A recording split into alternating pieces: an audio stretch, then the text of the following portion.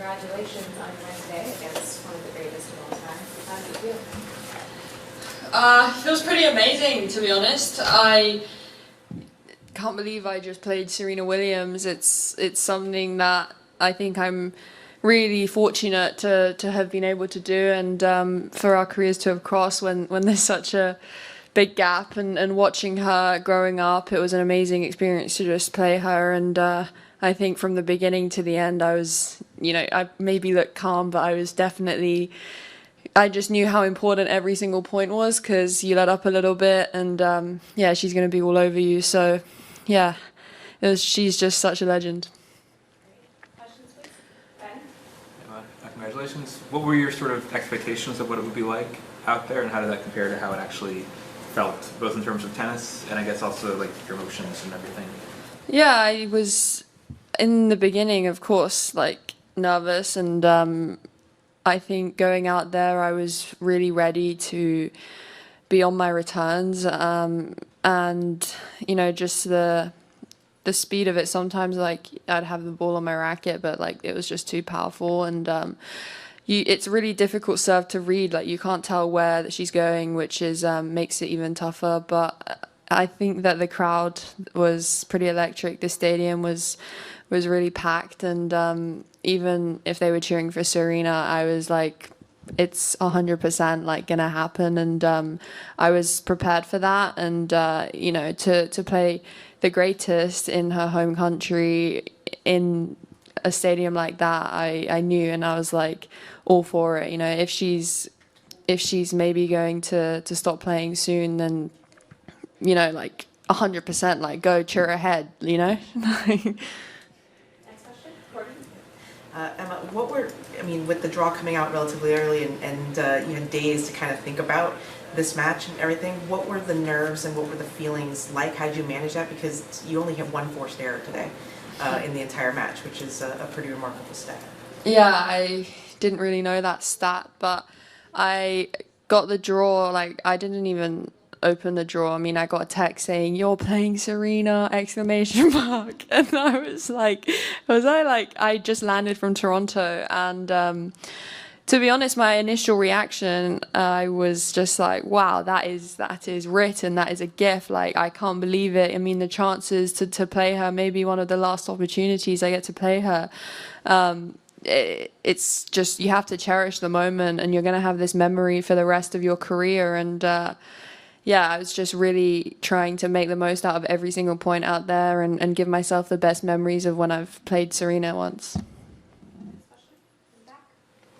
Yeah, you got off to such a big, quick start. I think you broke at love. You were up 4-1. What does that do to your mindset? How important was that for you?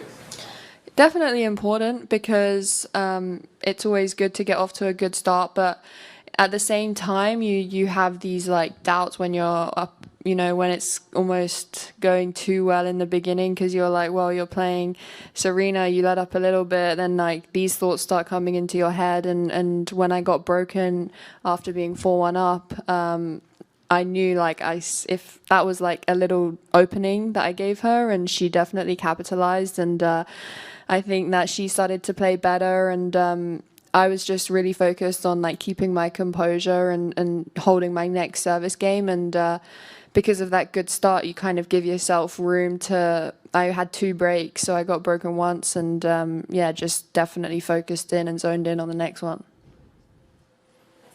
Well, Emily, how did you, in the second game when you did win 6-0, you talked about zoning in and whatnot.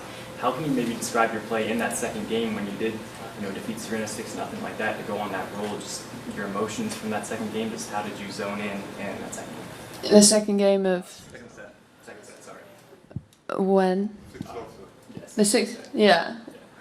The second set. Yeah. Well, I was just like, I was telling myself, just hang in every single service of her service games, like try and make her work as hard as possible for her service games. And I think I did a really good job returning today.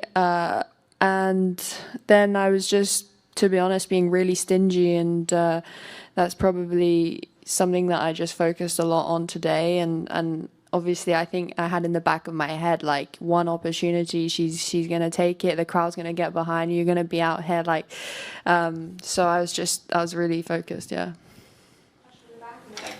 Congratulations on the win today, Emma.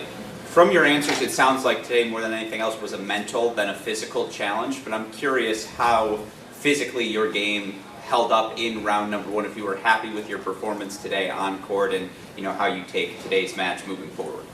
Yeah, I think that a big part of the match today was definitely the mental side, to not be intimidated by all her achievements, and that was what I was, focusing the most on, just like being really, really present and thinking of my game, thinking of what I needed to do.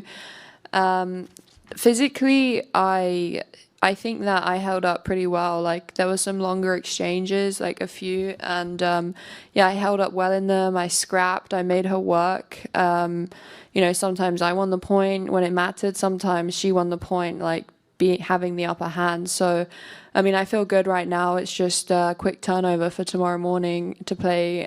Just gonna try recover. I literally haven't even showered yet. So you not only play the best, you also beat the best.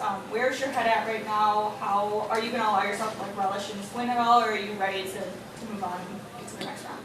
Yeah, of course. I think that it's important to really cherish the wins, because I think that if anything, like this year has taught me that the wins don't come by easily, and no matter what win that is, it means a lot to any athlete, and I definitely am gonna take it in, be really proud of myself. But as I said, it is a fast turnover tomorrow. Like I've probably got 12 hours until I'm back on site, and I think that I'm playing another slam champion tomorrow, so it's obviously going to be really difficult, and just going to try prepare as best as possible.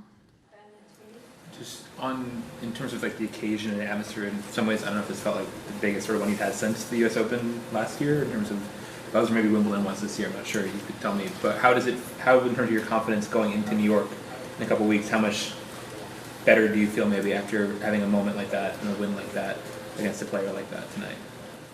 Yeah, I think it does help. Playing Serena and managing to win, I'm obviously like really proud of myself, and it does give me confidence. But I think that at this level, like you play anyone, it's a really difficult match, and each of those wins kind of build confidence, regardless of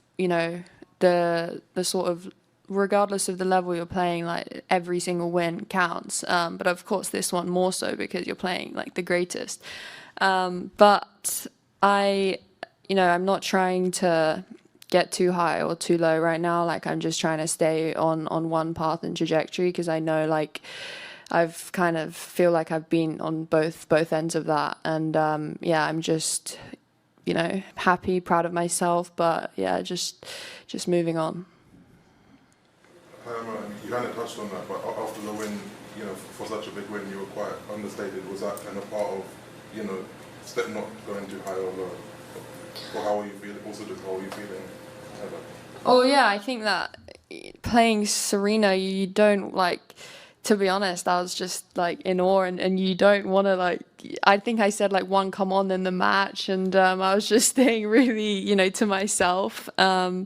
Because I respect her so much as an athlete, as a tennis player, as a person. Like I think she's done amazing things for the sport. So I didn't really want to, make a scene. Like she's done so much for the sport that I just respect her a lot, and I think that no big celebration was necessary. I think the biggest celebration is just like what the crowd kind of gave her and honored her, and myself as well. Like who knows how many times I'm going to see such a great champion out there again.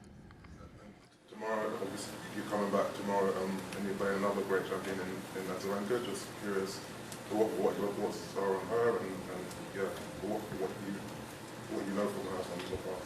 Yeah, I've watched Vika play her whole career as well. Not her whole career, I mean my whole career. And she herself is a great champion. I watched, like, I remember more recently when she was playing in the US Open and made the final in, like, I think 2020 during the bubble. I was studying for my exams. I was like, I hadn't played tennis in like 2-3 months, and I was kind of just dreaming of, like, you know, one day I'm going to play on Ash, and one day I'm going to be at that level, and, you know, playing these great players myself. And it just felt, everything felt so far away. But obviously, with the last year I've had, you're getting great exposure to these amazing players, and every time you get to play them, you get to learn from them as well, and what they do really well that has helped them in their careers. And yeah, it's going to be a tough match tomorrow for sure. Last question, Ben. Now that you got the sort of Serena bucket list experience, who do you most want to play on tour? Not counting Azarenka who's coming tomorrow, but who do you most want to play on tour if you haven't had the chance to yet? I would say one person. I mean, I would love to play Simona, just because I think she all round is, like, for me, I think all round the most complete player. She moves extremely well. She's aggressive. She can defend. She makes you work so hard for every point. Could be like a slow, painful, you know, like she gets you. But I think just to be able to feel that would be great.